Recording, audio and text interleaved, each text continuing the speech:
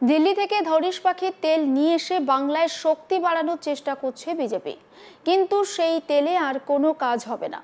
ভোটমুখী বাংলায় দেশের মুখ্য নির্বাচন কমিশনারের নামের বদলে ধনেশ কুমার বলে বিজেপিকে বিঁধলেন রাজ্যের এক মন্ত্রী। বৈধ ভোটারদের হয়রানি এবং বিপুল সংখ্যক ভোটারের নাম বিচারাধীন দেখানোর প্রতিবাদে সোমবার 9 মার্চ সকাল থেকে মহকুমা শাসকের দপ্তরের সামনে গণ অনশনে বসেছেন তিনি। তার সঙ্গে অনশনে সামিল হন তৃণমূল কংগ্রেসের প্রায় শতাধিক নেতা কর্মী সমর্থক। দলীয় পতাকা ও ব্যানার হাতে তারা কেন্দ্র ও নির্বাচন কমিশনের বিরুদ্ধে স্লোগান দিতে থাকেন। তৃণমূলের দাবি, ওই বিধানসভা এলাকায় প্রায় 36,000 ভোটারের নাম বিচারাধীন দেখানো হয়েছে। এর ফলে বহু বৈধ ভোটার নিজেদের ভোটাধিকার নিয়ে অনিশ্চয়তার মধ্যে পড়েছেন। দলীয় নেতৃত্বের অভিযোগ, পরিকল্পিতভাবে এই প্রক্রিয়ার মাধ্যমে সাধারণ মানুষকে হয়রানি করা হচ্ছে এবং নাগরিকদের অধিকার খর্ব করার চেষ্টা চলছে। সোমবার দিনহাটা মহকুমা শাসকের দপ্তরের সামনে গণ অনশনে সামিল হন তৃণমূলের নেতা কর্মী সমর্থকরা।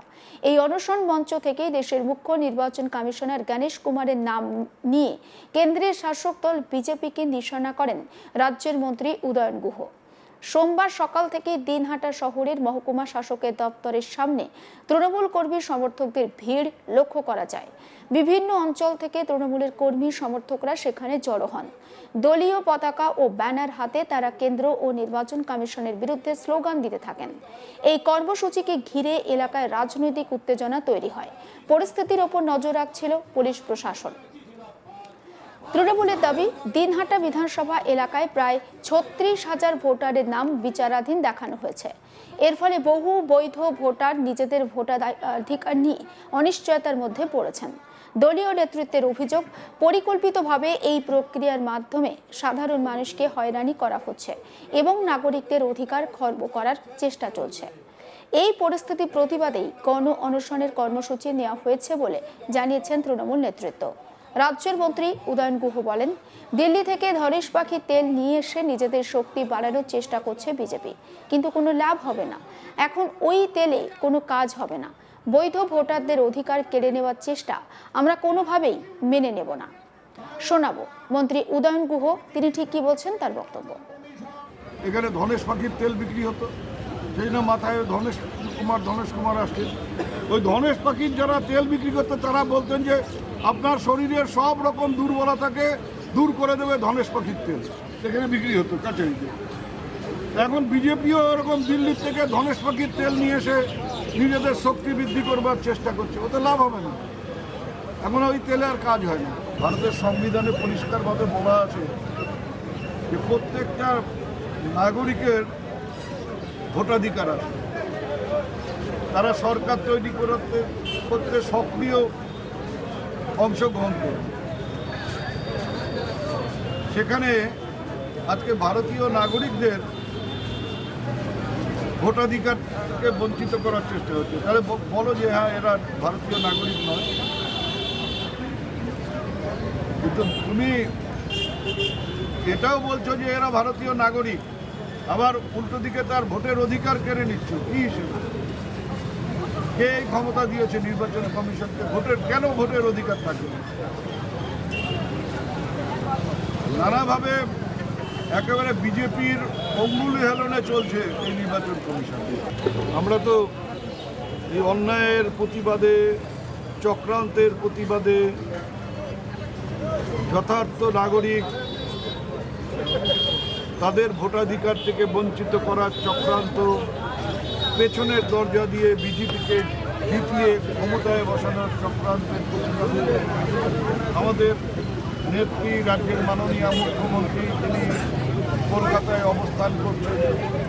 সেই অবস্থানের সমর্থনে এবং এই চক্রান্তের প্রতিবাদে আমাদের এই অনশন, গণ অনশন আমরা এখানে সবাই সামনে, মহিলা পুরুষ সবাই মিলে ইয়েতে সামিল হয়। এটা একটা পরিষ্কার চক্রান্ত। যে মানুষগুলো জন্মিয়েছে ভারতের মাটিতে, যে মানুষগুলো দিনের পর দিন, বছরের পর বছর ভোট দিয়ে আসছেন, নানা রকম ভোটে তারা অংশগ্রহণ করছেন, তাদের নাম, এমনকি জনপ্রতিনিধি, কেউ পঞ্চায়েত, কেউ পঞ্চায়েত সমিতির মেম্বার, তাদের নাম বাদ দিয়ে দেওয়া হচ্ছে।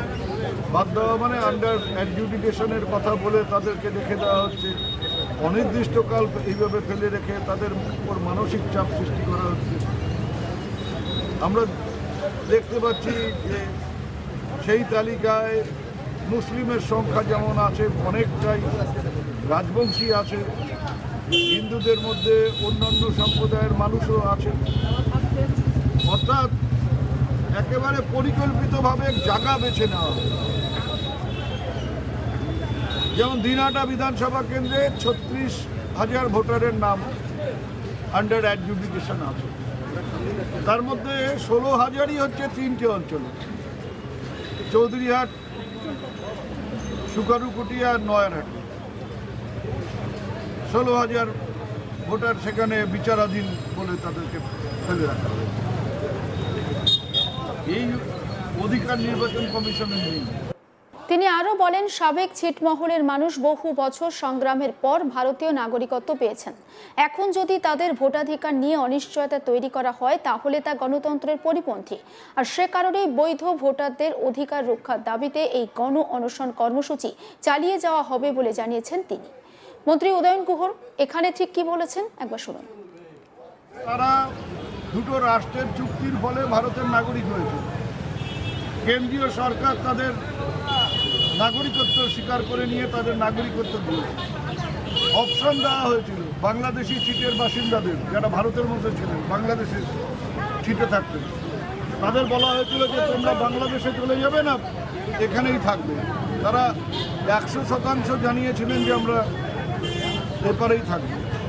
আর প্রায় 1000-এর কাছাকাছি লোক তারা ওপার থেকে ভারতীয় ছিটে ছিলেন, তারা এপারে এসেছিলেন, তারাও অপশন দিয়ে এসেছিলেন।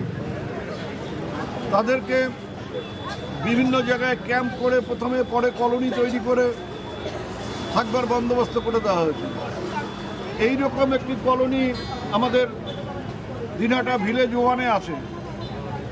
সেখানে প্রত্যেকটা লোকের নাম আন্ডার অ্যাডজুডিকেশন। কিসের জন্য? তারা 2015 পর থেকে ভোট দিয়ে আসছেন এবং তাদের 2002-এর সাথে কোনো সম্পর্ক নেই, কারণ তারা 2002-এ ভারতীয় নাগরিকই ছিলেন না। তাদের তো 2002-এর লিঙ্কের ব্যাপার নেই, তাদের যা কিছু হবে 2015 থেকে। এবং সেই সময় একটা রেজিস্ট্রেশন হয়েছিল, সেখানে তার নাম আছে কিনা দেখে নিতে হবে, ছিটের মানে সাবেক ছিটের বাসিন্দা। সেটা ডিএম অফিসে পাওয়া যাবে। সেই ডিএম অফিস থেকে ওই নামগুলো দেখে নিয়ে তাদের নাম থাকলে পরে সেটাকে ভোটার তালিকায় উঠিয়ে দাও। এর মধ্যে তো বিশাল কিছু করবার নেই। অথচ দিনহাটায়, সীতায়, শীতলকুচিতে, বিভিন্ন জায়গায় যেসব সাবেক ছিট আছে সেখানে হাজার হাজার মানুষের নাম, এবং সেখানেও খানিকটা ধর্মীয় ভাবে মানুষকে ভাগ করে দেওয়া হচ্ছে।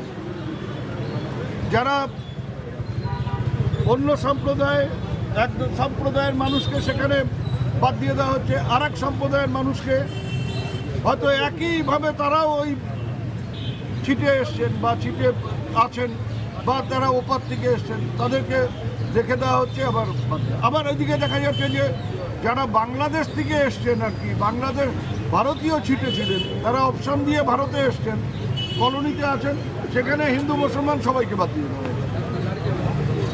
রাজবংশীরা বাদ যায়নি, যারা ভূমিপুত্র, যাদের 14 পুরুষের জন্ম হচ্ছে এই মাটিতে, বাবার নাম আছে, ছেলের নাম নেই, ছেলের নাম আছে, বাবার নাম নেই। অন্যান্য সমস্ত খবরের আপডেটের জন্য নজর রাখুন আজ তাক বাংলায়। সাবস্ক্রাইব করতে ভুলবেন না।